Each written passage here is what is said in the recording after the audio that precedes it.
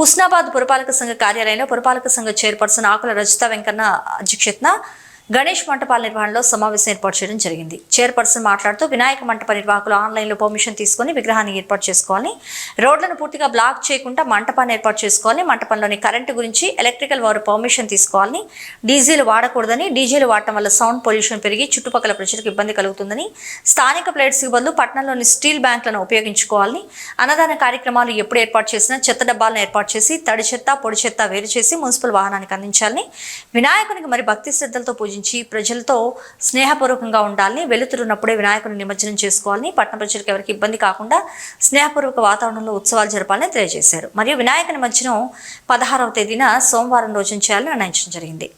ఈ కార్యక్రమంలో commissioner Mallikarjuna Goud, MRO Ravinder Reddy, SI Mahesh, కౌన్సిలర్లు నళినీదేవి, స్వర్ణలత, పద్మ, వేణు, మ్యాదరబోయిన శ్రీనివాస్, రవి, వల్లపు రాజు, బొజ్జ హరీష్, మున్సిపల్ అధికారులు, వార్డు ఆఫీసర్లు, గణేష్ మండప నిర్వాహకులు తదితరులు పాల్గొన్నారు. 9 రోజులు వాడు 9 రోజులు పెట్టారు, అన్నదానం 1 రోజు పెట్టారు, ఆ రోజు తర్వాత మళ్ళీ చేస్తారు.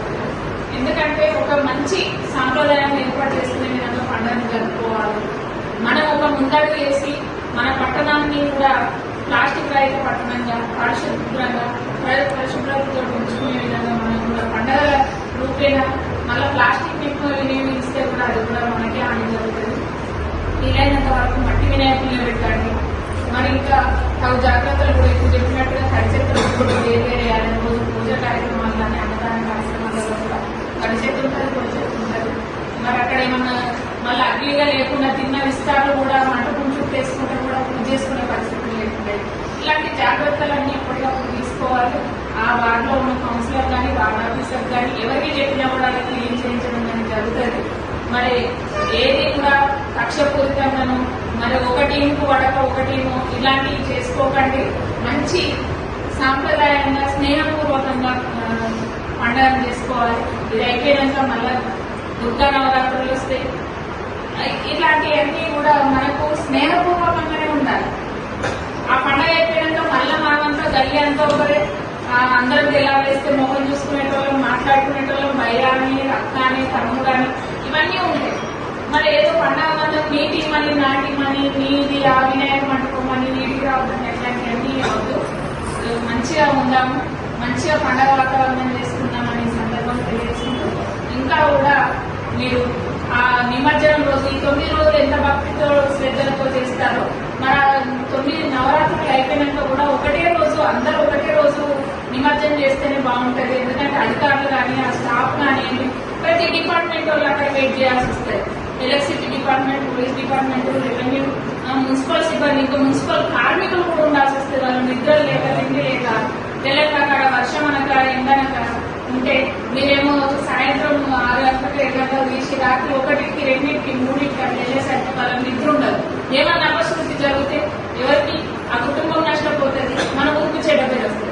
మరి ఇలాంటివి రాకుండా మనమే జాగ్రత్తలు తీసుకోవాలి. ఎంత భక్తితో చేస్తున్నామో అంత తొందరగా తీస్తే ఆ నిమజ్జనం కూడా తొందరగా అయిపోతుంది కదా. రాత్రి 12 దాకా ఇండ్ల దగ్గరనే మంటపాల దగ్గరనే ఉన్నాక అవి ఎప్పుడు నిమజ్జనం చేయగలుగుతారు? వీళ్ళందరికైతే శ్రమనే కదా. కార్మికులంతా ఒక 50 మంది కార్మికులు అక్కడ ఉండాల్సి వస్తుంది.